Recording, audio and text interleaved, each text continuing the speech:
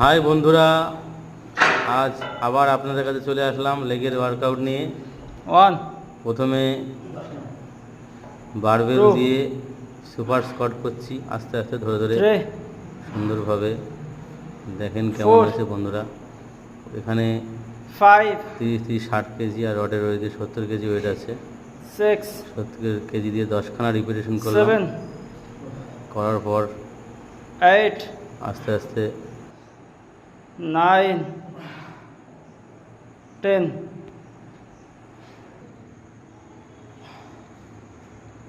two three four lovely five মারো six seven wonderful eight nine ও মারো 10